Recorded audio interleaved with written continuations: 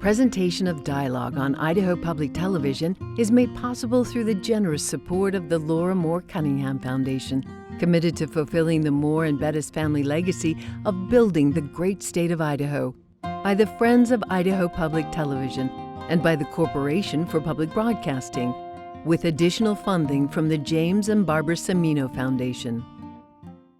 When I compare away from Washington, away from cable news, what the country looks like today to what it looked like 30 years ago, I think actually it's become better. Coming up, a conversation with political scientist Yascha Mounk about identity, about political divides, and about the state of our country today. That's next on a 15th anniversary edition of Conversations from the Sun Valley Writers Conference on Dialogue. Stay tuned.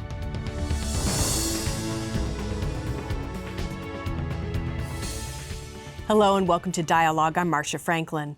My guest today was part of a unique group in Germany when he was growing up, one of about 30,000 Jewish people still living in that country after World War II.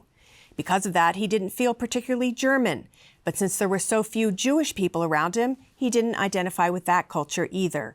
Yascha Mounk is now an American citizen, and his early experiences pondering his identity helped forge his career as a political scientist. He's the author of several books, including The People versus Democracy, Why Our Freedom is in Danger and How to Save It, and The Great Experiment, Why Diverse Democracies Fall Apart and How They Can Endure.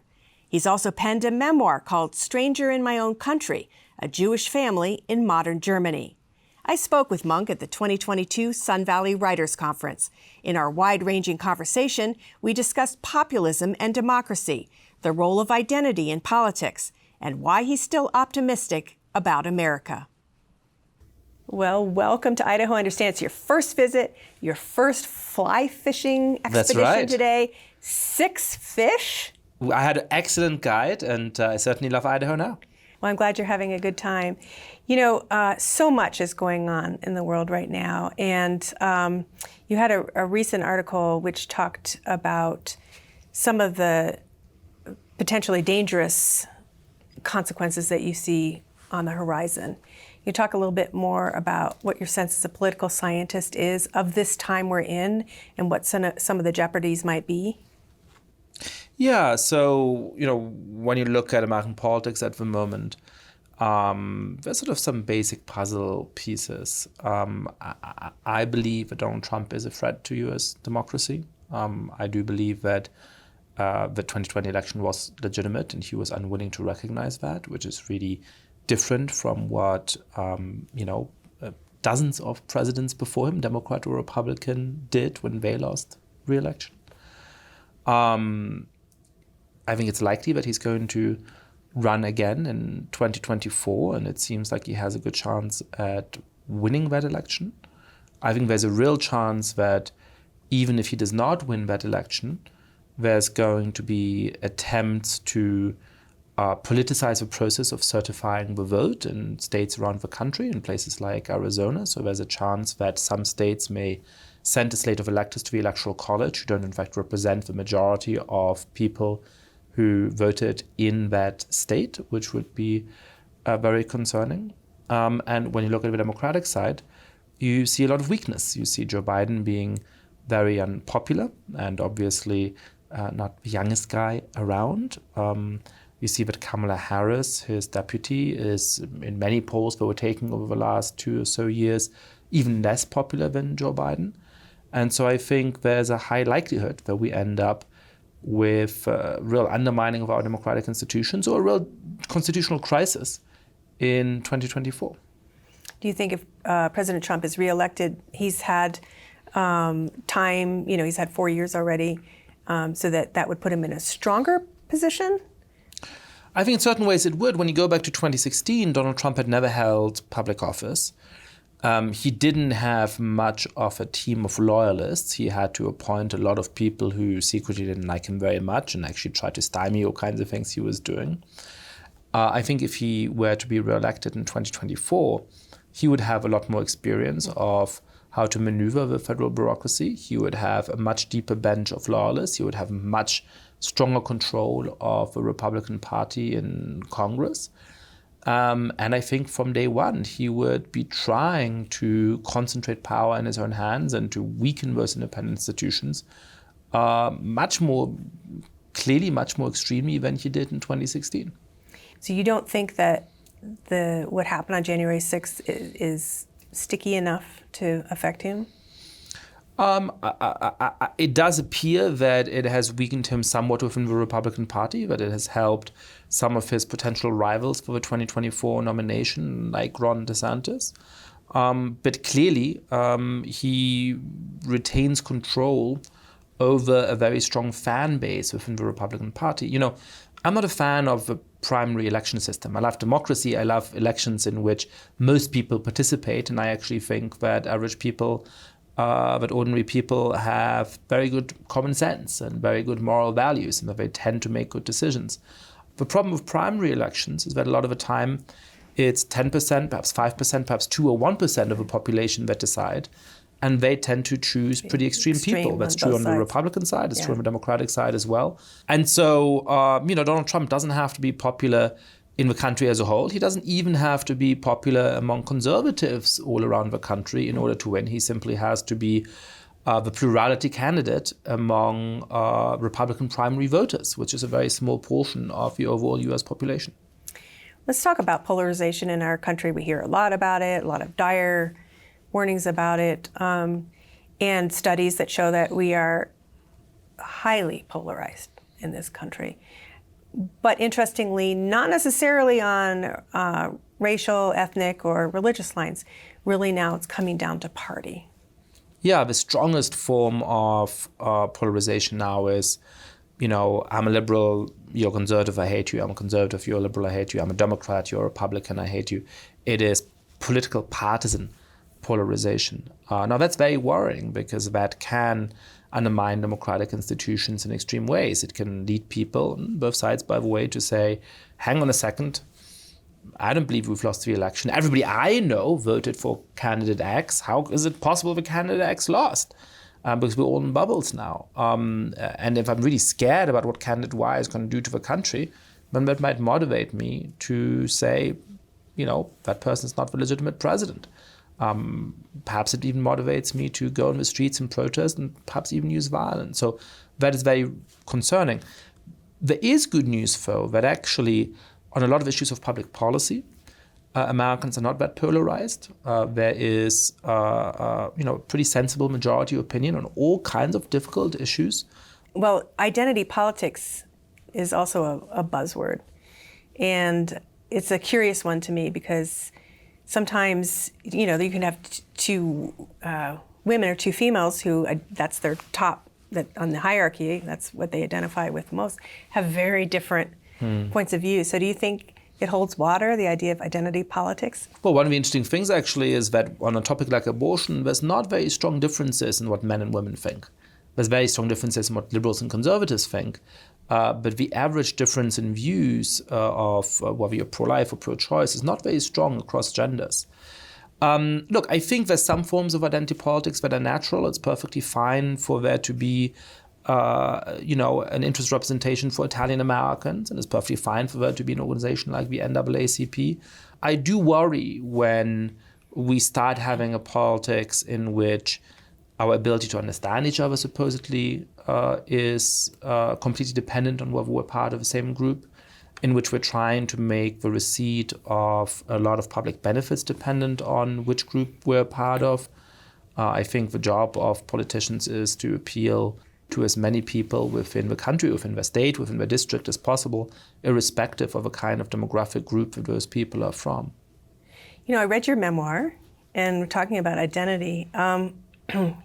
Your identity is very interesting, and you write about it in the memoir. You were one of the, maybe 30-some thousand Jews who lived in Germany at the time. You were born in the 80s. And you didn't feel German. You didn't at times feel very Jewish. Talk about that identity mosaic that you were dealing with at that time. Yeah, I've been thinking about it because Americans have been debating how to think about their history so much. And, as somebody who grew up Jewish in Germany, I was at the center of that country's debate about how to think about their history. And one of the sort of deep experiences of my childhood was that people could never really look at me as an individual. The moment that somehow they found out that I was Jewish, or I happened to mention that I'm Jewish, I was no longer, a kid that they liked or didn't like, was cool or probably uncool. I became the sort of representative of Jews, and Jews were the representative of sort of the darkest episode in German history, in the Holocaust and the Third Reich. And so how people treated me became so dependent on how they felt about their own history. They felt deeply ashamed of that history. They sort of treated me in this slightly creepy way with kid gloves, trying to prove to me, how sorry they were for the past and how positively they feel towards Jews. Or some of them said, I don't like that we're being made to feel guilty for the past, so I'm going to demonstrate to you that I'm treating you just the same, but in a way that actually wasn't treating me the same. And so it's made me reflect a lot about how you can be honest about the dark aspects of a country's history, as every nation should be, but not in such a way that it actually makes it harder for people to understand each other and to get along and to build real friendships in the present. Ultimately, you left Germany and you came to the United States and you felt more at home here, and you've become a citizen. You became a citizen about 5 years ago. Talk about that in the context of identity. Do you feel more American? I do feel American. It's strange because I arrived in this country in 2007, which was a very different political moment and a very different cultural moment. And so when I arrived, I felt that finally I could sort of shed my identity in a certain kind of way, but I could mention the story of my family and where they come from and the fact that they're Jewish, and it didn't define me in the sort of way in which in Germany I had been defined by being Jewish. And to me that was a liberation, because I'm proud of my heritage, but it is not something that's of deep significance to me in my daily life.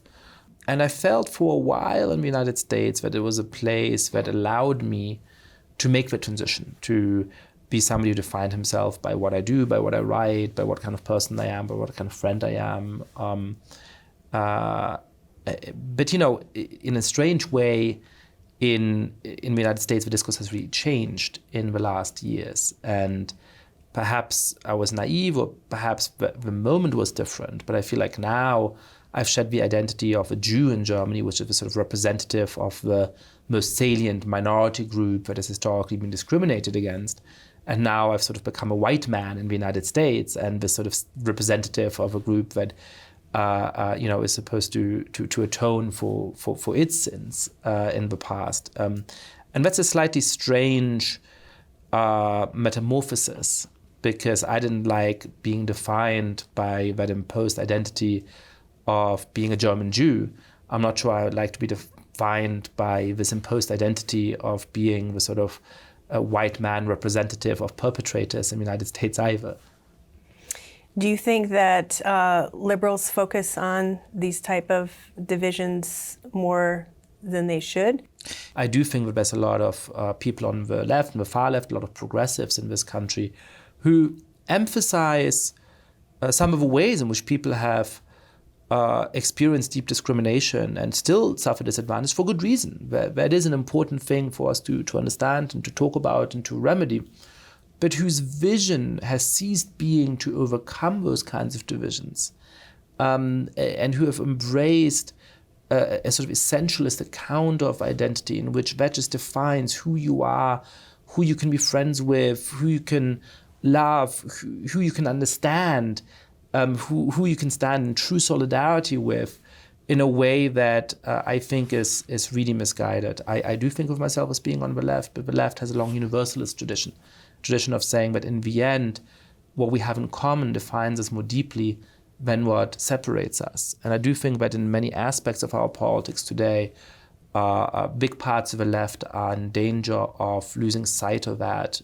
in a really counterproductive way. In a really diverse country like the United States, one of the things that can help us build connections to each other, help us have solidarity with each other, is a sense of saying, look, you might have a different skin color, you might have a different religion, you might come from a different part of the world, but we're both Americans, and that gives us something to base our mutual solidarity on, to care for each other on. And there's big parts of the left that are really worried about patriotism, that think that the American flag is a symbol of hate. That's a mistake. I think if you want to be a patriot, you have to own some of the worst aspects of a country's history and be honest about those. But you also get to own some of the most inspiring and soaring and wonderful aspects of a country's history, which in the United States includes bringing democracy to the modern world. And so, sometimes we get into a polarized conversation where American history is either, all triumphs and roses, or it is all injustice and self-flagellation.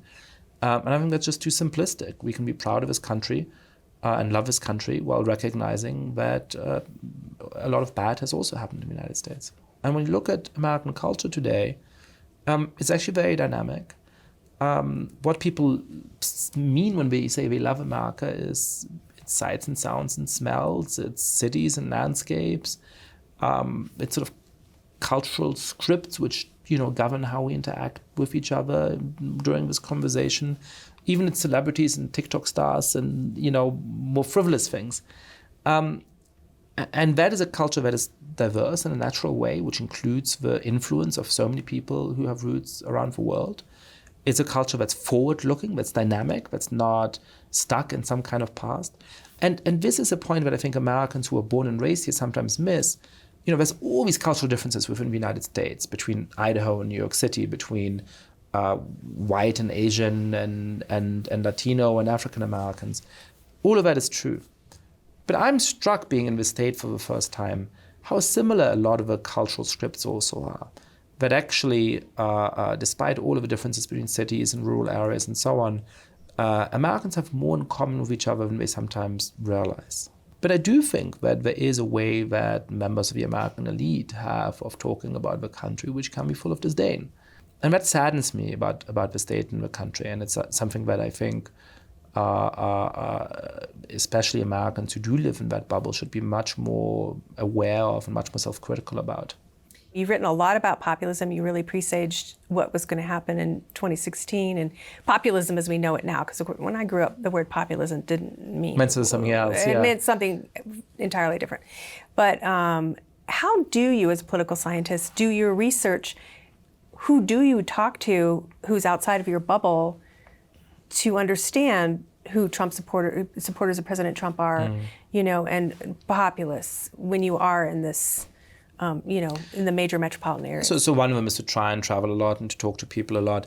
I try to watch focus groups as much as possible, and that's become much easier with Zoom and so on. And I think that this country would become a little bit better if every political science professor and every pundit and every newspaper columnist in the country was forced to watch 2 or 3 hours of focus groups every week. Because it's very easy to think that, most voters are ignorant, they don't really know anything, and they don't agree with me, so they must be bigoted and bad people. And when you actually watch, randomly selected Americans try to puzzle through moral problems, puzzle through political problems, talk about how they feel about the state of a country, you realize that most people are very decent human beings. When we talk about this term populism, which I think is, a very loaded term and it's often misused, but as a political scientist, I think of a populist as somebody who says, I and I alone truly represent the people, and anybody who disagrees with me is by virtue of that fact illegitimate. It often is part of a broader narrative where people say, politicians and the elites are sort of corrupt and they're self-serving and they don't care about people like you and me. And so we need somebody who truly represents the people to come in and throw them all out, and that's going to solve everything, right? The thing that worries me about this is, first, this claim that I alone represent the people, and it exists not just in Donald Trump, but it exists in the leftist Evo Morales in Bolivia, whose Twitter handle is Evo es Pueblo. Evo is the people. That's a perfect encapsulation of populism. You see it on the left, on the right, in the center, all around the world. It's a general political strategy that anybody can use. So that worries me, because in a democracy, you always have to have countervailing institutions, right? Even the president doesn't get to do whatever he wants. Otherwise, there's no way to ensure that we can get rid of a president again through democratic elections the next time around. And the other thing that worries me is that nearly always populists don't actually keep what they promise. Think back to what Donald Trump promised in 2016, how he was going to make America great again, completely turn around the country. Whatever you think about what he did well or badly in office, those promises did not come true. Now, where I have understanding is that a lot of the time, the people in power do screw up. The people in power do become complacent. The people in power do care more about their own paycheck and whether they stay in office and what their friends think about them than they do about people all around the country. And so I think I've come to be a little bit more sympathetic towards the populist instinct that people have of saying, look, this isn't working, why don't we try somebody new? I just fear that nearly always the people who run in that ticket are going to do more harm than we're going to bring benefit. Your most recent book, The Great Experiment, takes a look at, well, you can correct me if I'm wrong, but the great experiment would be that America as a democracy is trying to bring lots of people with diverse backgrounds together, and with the promise of a better life for everyone equally. Is that correct? Do I have that correct? Yeah, that's right. Okay. I was a little confused, though, because I thought America's been in this experiment, it seems to me, for a while, at least, I don't know, maybe 100 years. What is different about now that you think this is a great experiment that's happening now? Well, I don't think it's now. I think it has been going on for a little while. We can argue about whether it's been 100 years, or perhaps you can say 50 or 60 years since the civil rights era. But in the broad picture, most democracies have been founded when they were monocultural or monoethnic. So Germany, where I grew up, that democracy was established after World War II, when the country had become much more homogeneous than it had ever been. And so it pretended to be inclusive, but it was easy because 98% of the population were kind of from the same group, right? The United States has always been diverse. It's been diverse since its founding, but it excluded some groups in extreme ways. And so what we're trying to do now in Germany, in the United States, and in many other countries around the world doesn't have much historical precedent. It's to have these democracies that actually treat all of their members as true equals. That is the attempt that we're undertaking. And that's actually a really hard thing to do. And that explains some of the political tensions we see at the moment. But my book, and I know this is unfashionable at the moment, is actually an optimistic one. I think when you start to understand how hard what we're trying to do is, and how often diverse societies have gone wrong in the history of the world, and why there's deep psychological and historical mechanisms which make it hard, we can be proud of how much we've accomplished, how much progress we've seen in the last decades, and we can become a little bit more optimistic about our ability to keep making progress in the decades to come. Let me give you one example. It's really just one example. I don't want to overstate it, but it's an important one. In 1960, 5% of the US population thought that it was morally acceptable for whites and African Americans to marry each other. 5%.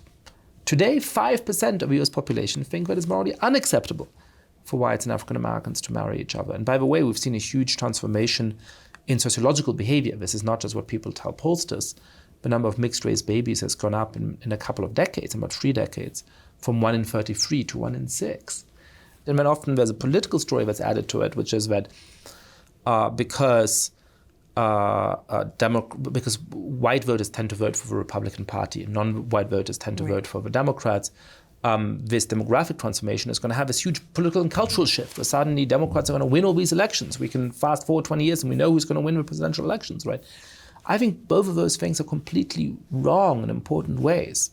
The political story is wrong because you see that demographic groups often change who they vote for. In the 1960s, Irish Americans were one of the most reliable voter groups for Democrats. Now they're one of the most reliable voter groups for Republicans. In 2020, Donald Trump was competitive in the election because he hugely increased his share of the vote among every non-white voter group, among African Americans and Asian Americans and particularly Hispanics. And Biden won because he significantly increased his share of the white vote relative to Hillary Clinton. And by the way, a few months ago, we had a special election in the south of Texas, in a district that's 85% Hispanic, which was won by a Latina woman for the Republican Party. So we just cannot predict what this is going to look like in 30 years. And I want to live in a country where in 30 years, I can't look at you and guess who you're voting for on the basis of the color of your skin. That's the kind of politics we have to avoid. Do you think that there are some concrete public policy initiatives or solutions that can help ameliorate this or somehow sand some of the rough edges off of what's occurring? Or is it really just up to individuals to know thy neighbor? It's a little bit of both. So there's absolutely public policies and institutional reforms we can do to make people more optimistic, to make the country work better. We need economic growth because it's much easier to get along with your neighbor if you feel happy about where you're at. So I think economic growth helps to manage that, and there's policies that help to boost economic growth. I think having a decent welfare state is important. I think making sure that people have decent lives even if they get sick, have decent lives even if they have an accident, is very important. But we should not play different groups off each other in that. What kind of benefits you receive from the state should not depend on the color of your skin or which group you're a part of. I think we need to build a public culture in which we have more respect for each other, in which we listen to each other more, in which we don't assume that if somebody disagrees with what I say, they must be evil or they must be bigoted. But ultimately, when I'm optimistic, it isn't because I think Congress is going to pass all of my great ideas. It's because when I compare away from Washington, away from cable news, what the country looks like today to what it looked like 30 years ago, I think actually it's become better. And we can keep building on that progress to build a country that's even better in 30 years. Well, I hope that we're both around to see that. And thank you for taking the time to talk with me. And congratulations on your wonderful fishing adventure today. I'm going to, put that photo on my social media immediately and show off me holding the trout. Everyone has to have a good fish story. I know, there you are. And that brings people together from all political parties. Thank you very much. Thank you so much. You've been listening to political scientist Yascha Mounk. Our conversation was taped at the 2022 Sun Valley Writers Conference. My thanks to the organizers of that event for inviting us back for our 15th year, and to the Dialogue team. If you'd like to watch any of the 70 interviews we've taped at the conference, check out our website. Just go to idahoptv.org and click on Dialogue. All the shows are also on the Idaho Public Television YouTube channel. And don't forget to like the Dialogue Facebook page. For Dialogue, I'm Marcia Franklin. Thanks for spending time with us.